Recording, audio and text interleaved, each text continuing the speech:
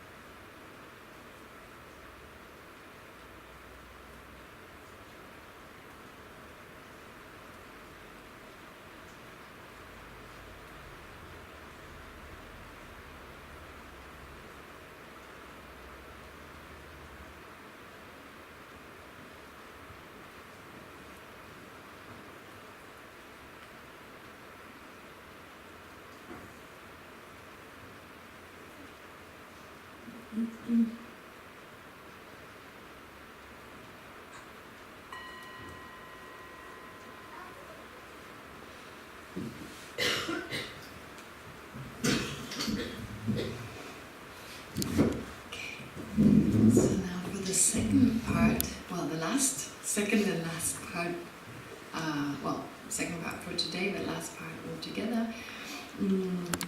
We'll go back to the eye and be more specific with regard to the meditations of the eye.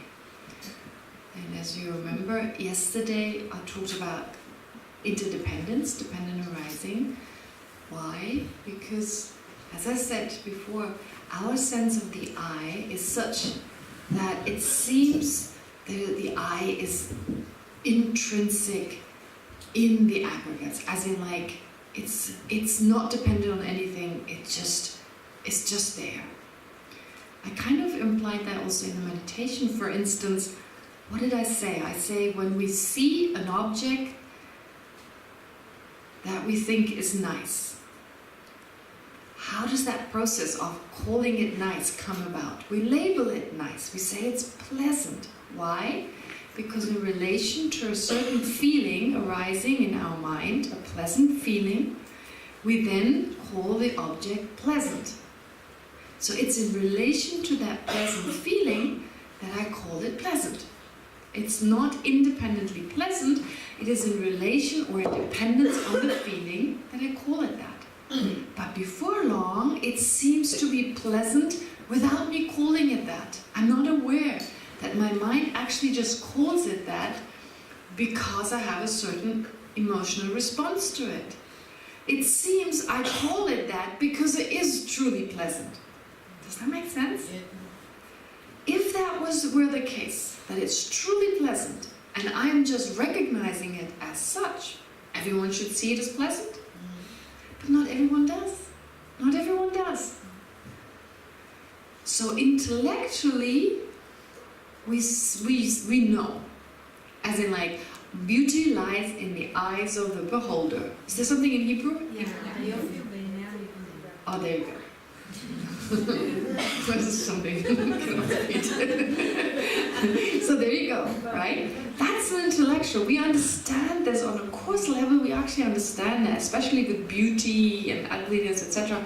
But that's not what governs our action. It's from deep within, and there's a sense, oh, this pleasantness, it was not just called pleasant because that's my response to it. It's not just in dependence on the response and in dependence on me calling it such that it is pleasant. And that's okay, it's pleasant, it's all right.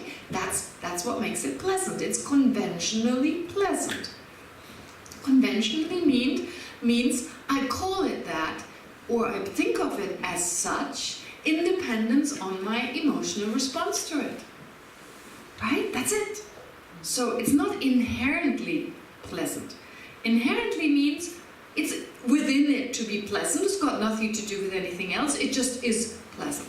I just perceive it as pleasant because that's what it is, inherent.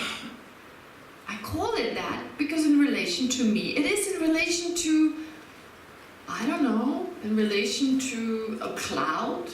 It's not.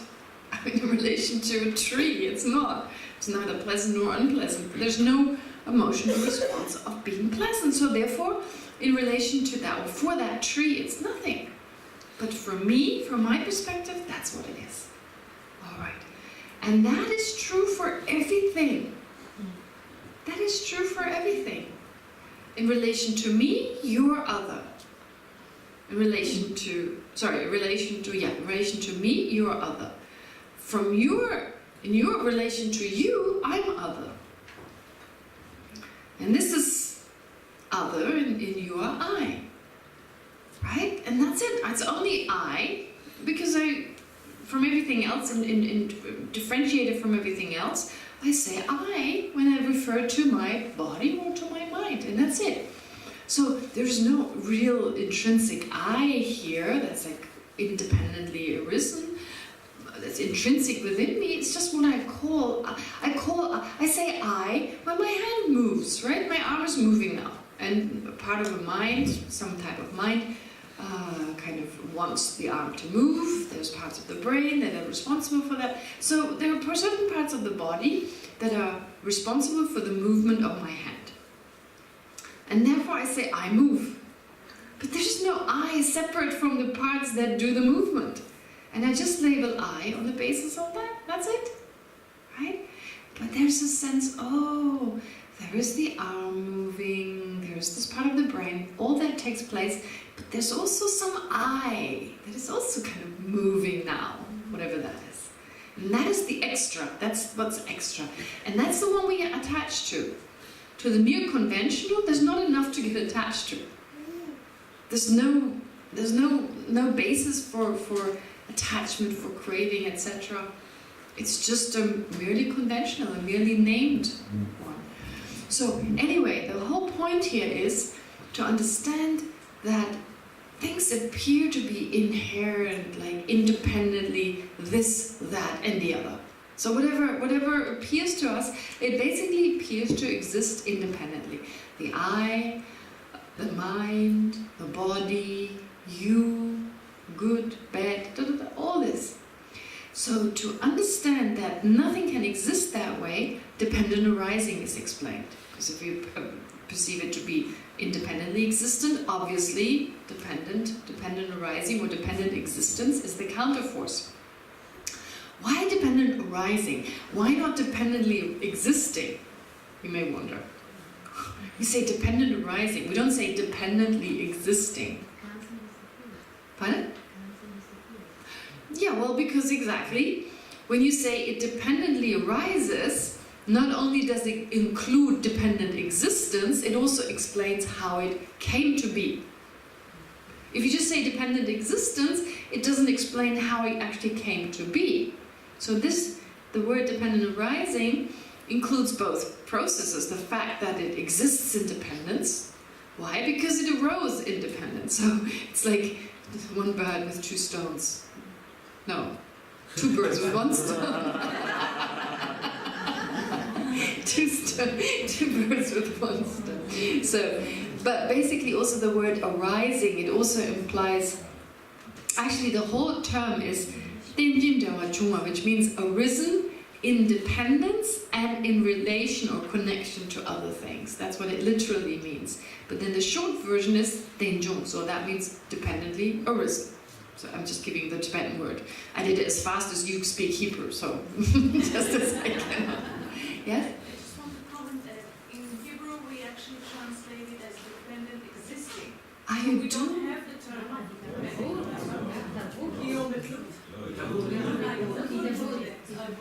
Okay. Alright, so you probably also use dependently existent as, yeah, and then you can also use the word dependently arisen. I mean, in English, in Tibetan you also have pensun deba. Pensun deba means interrelated or interdependent. So in that word you don't have the word arising, for instance. I can be both. Okay, well anyway, it's always the challenge in every language to find an exact translation. Little things get lost in translation, other things get newly gained. Like sometimes you have a way in which works better in your own language. It's easier to understand it. Anyway, the point is that understanding that phenomena exist only in dependence on other things. Like I said, it's only pleasant in relation to me having the feeling of pleasure. If there's no one to experience it as pleasurable, how can I say it's pleasurable? Okay. But again, also in relation to short, you have long. In relation to long, you have short. In relation to certain feelings, something becomes pleasant. In relation to a mind and a body, you have a self. So therefore, everything exists relative in relation to something other than itself. So I mentioned yesterday, I mentioned a woman or a daughter is in relation to her parents. She's a daughter. In relation to her children, she's a mother. But there's no inherent motherness or daughterness, daughter youth, mother youth, Ima youth, I can say that, Safta youth, cannot be found. It's in relation to the fact, like something different, like a different phenomenon that we can call this person Safta or Ima, etc. Ima Adaman. That's a song, right? Yeah. Okay, so, just remember. So the point is that with regard to anything that exists, it exists in dependence on something other than itself. In fact, when you look for the actual thing, when you start looking for it, you don't find it. And we'll do that meditation today. But actually, to not fall to the extreme of nihilism, because you don't find, when you engage in ultimate analysis, here it's not just saying, don't find it, as in like, oh, where's my pen? Oh, there it is. Of course I find it. But if you look at, you take that pen, oh, lucky I have a pen. So if you have that pen, right, and you go, what is the pen? What makes it a pen? Which part is the pen? Right? When you start looking in that way, you look at the object that is identified as pen, and you start looking for it, you don't find anything that can be called pen. Is this the pen? Is that the pen? Right? And that's the analysis we're going to do. And what supports that? Well, dependent arising. But not only does it support it, it also prevents us from falling into the extreme of nihilism. Because if I don't find the pen upon engaging in that analysis, like I look for it and I don't find anything, I may come to the wrong conclusion that there is no pen. But then there is, of course there is a pen. There is a pen because it has arisen in dependence on causes and conditions. A pen depends on its parts, and a pen depends on labeling. So dependent arising, what's so beautiful about it, on one hand, it is the proof, it is the logic that proves nothing can exist independently. But at the same time, it also proves and establishes that nonetheless things exist, because they exist in dependence on other things, right? So here we're trying to find the middle way. We're trying to find the middle between the extreme of things exist independently, this pen exists independently, and the extreme, the pen doesn't exist at all. Why does it exist independently? Because that's how it appears. When I look at it, it seems to be very solid, concrete, able to define itself as in like, this is where it starts, this is where it ends. That's how it appears. Of course, modern science tells us, when I go onto a molecular kind of atomic level, where does the pen start, where does it end? Much harder to determine. But that's not how it appears, because I don't have any perception of atoms. So to our limited sense perception, it seems to be clearly defined. This far is a pen, and then everything else that's not a pen. So because of that appearance, therefore, we feel, oh, this pen exists as an independent object. And if I'm attached to it, it seems to be independently beautiful, inherently wonderful, inherently pleasant, inherently attractive, right? So I exaggerate the positive qualities that are intrinsic in it. The stronger my cravings grows, the stronger the sense this is really truly wonderful. It's got no faults. This is really, and I can't live without it. So the mind blows it up. It exaggerates its attractiveness to such a degree that the pen and its good qualities are the same. The pen loses its drawbacks. There's no limitations. It's just wonderful. Plus, I can't live without it. Now, a pen is ridiculous, but take a person and it works really well. Right? I mean, there's some expensive pens around, so it could also happen with a pen. So, but the point is that there's all this addition. Why? Because there's a sense it exists in and of itself. But it cannot exist that way because it's dependent on causes and conditions. It is dependent on parts. It is dependent on a mind perceiving it. Without a mind perceiving it, how can we say it's there? Right? Okay. Now, that is where dependent arising is so important. So dependence on causes and conditions. I mentioned yesterday, the fact that things are dependent on causes and conditions helps us not only to understand the lack of independent existence of this object, but it also helps us to deal with temporarily to deal with our afflictive emotions. So you may notice, I always start, yesterday I also started first to just talk more general, like how we can deal with problems in general, and then towards the afternoon I dealt with the self. Again, this morning, more general, and then to deal with the self itself. Now, with regard to just more generally dealing, and I'm just repeating what I said yesterday afternoon, the understanding of dependence on causes and conditions can help us not only to understand emptiness, that is the lack of, or the empty, the phenomenon being empty of independent existence, but also it helps us with our anger, our resentment, our aversion. What did I say yesterday? If you meet someone and they seem so terrible and so evil and you have such aversion towards them, right? You feel really strongly, you have very strong aversion, you feel very averse towards them. Is that the word? Anyway, I have strong aversion towards them. So if then you understand the causes and conditions that give rise to who they are, if you understand, oh, they were abused, they were tortured, they went through this, that, and the other, you understand the causes and conditions, and suddenly it's much harder to have aversion towards them. In fact, your heart starts to open. Love, compassion, understanding arises. You can care for that person, right? Because every perpetrator is also a victim. It's not like everything went smoothly in their life and suddenly they turn into, no, there are causes and conditions that give rise to that, usually. Sometimes, of course, it could be from a previous life, but if you have Of course, previous lives and past, future lives, reincarnation is a difficult topic. From a Buddhist point of view, we're sometimes born with certain tendencies, but these tendencies also came from certain things that happened to us. So it's a constant, but we're all the result of causes and conditions. So therefore, when a person acts really negatively, our aversion can be reduced by just understanding the causes and conditions that give rise to it. And also, to be less judgmental. To think, if I had experienced what they have experienced, if I had experienced the causes and conditions, can I say for sure I would not be like them?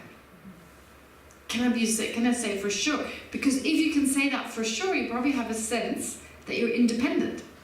That you're not dependent on causes and conditions. We are affected even by the weather. Even by the weather. I love this weather. I love the monsoon. Right? But we're affected by it.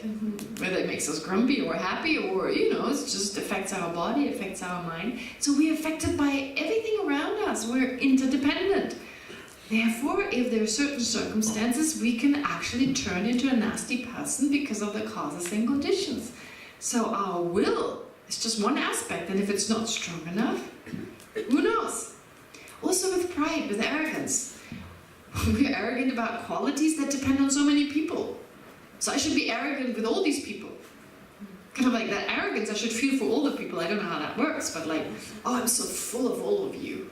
I'm full of myself, when you're arrogant, you're full of yourself. Now you have to be full of your teachers, and you're like, wow, these teachers, so many people are involved. So very difficult to be arrogant if you become aware of the causes and conditions that give rise to your positive qualities, right? Also, self-loathing is not that easy if you understand the causes and conditions that give rise to it. But don't focus in on just one cause and condition, which is oftentimes our parents. And then it's like, it's just their fault. They did everything wrong. But even if we have that, think of the causes and conditions that made their parents who they are. And again, they just didn't know better at times, or they were also under the control of their conditioning. And then again, this strong feeling of aversion towards our parents can melt away. So again, this idea of causes and conditions, if you understand this, it's much harder to really hate someone. It's much harder to have... So these afflictive emotions, anger, resentment, etc., they kind of harden the mind. They make the mind very narrow-minded, and you just don't see the whole picture. Or you see causes and conditions as if there was just one cause. My mom, she messed up. She should have known better, but she didn't. Well, usually when this happens, I tell mothers they should wait until their kids have children on their own, and they understand. I remember with my sister, her relationship with my mom, until she had her first child. Oops! And she realized her best intentions do not, whatever, right? So, but the thing is, like I said that yesterday, this is a huge problem in the West.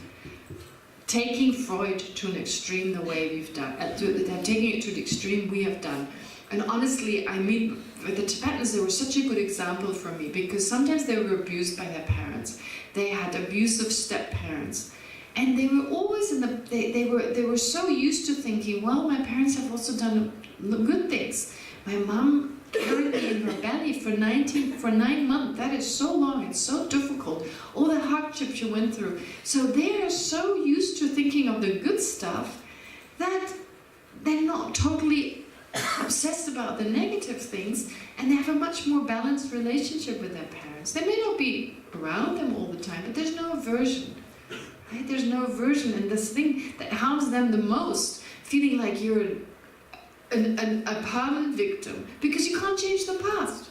We can't change the past. So whatever has happened to us, we can't change it, but we can choose to move on, or to feel like, oh, I'm like this, and then you are like this.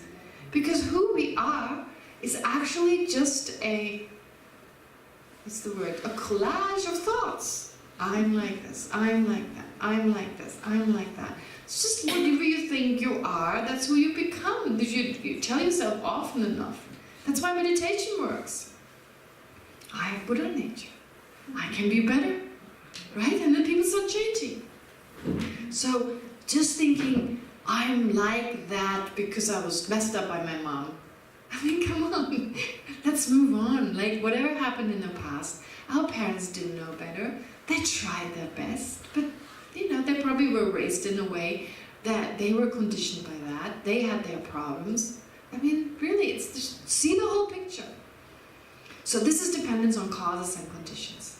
Okay, it's just very healing, and it's real. It's real reality. I'm not making it up. I'm not making up some causes and conditions so we overcome our extreme interpretation of Sigmund Freud.